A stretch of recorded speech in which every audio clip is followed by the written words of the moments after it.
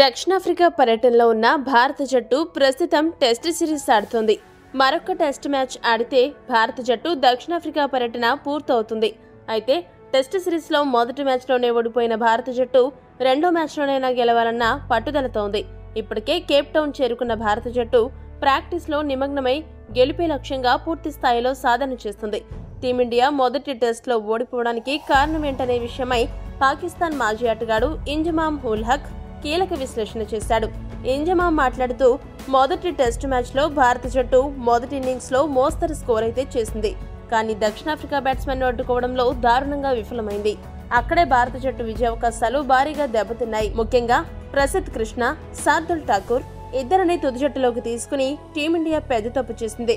ఇద్దరు నువ్వానేనా అన్నట్టు పోటీపడి మరీ పరుగులు సమర్పించుకున్నారు. సింగిల్స్, డబుల్స్ అయితే పర్వాలేదు, కానీ వారు బౌండరీలు ఎక్కువగా లీక్ చేశారు. 19 ఓవర్లు వేసి ఠాకూర్ 103 పరుగులు, 20 ఓవర్లు వేసి ప్రసిద్ధ్ కృష్ణ 93 పరుగులు సమర్పించుకుని భారత జట్టు ఓటమిలో సింహభాగం పాత్ర పోషించారు.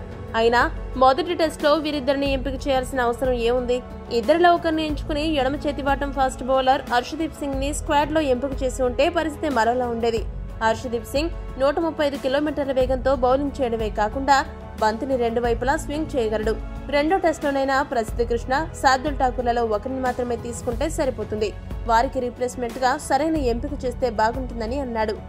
ఈ వీడియో కనుక మీకు నచ్చినట్టయితే లైక్, షేర్, కామెంట్ చేయండి. మరిన్ని స్పోర్ట్స్ అప్డేట్స్ కోసం మా ఛానల్ ని సబ్స్క్రైబ్ చేసుకోండి.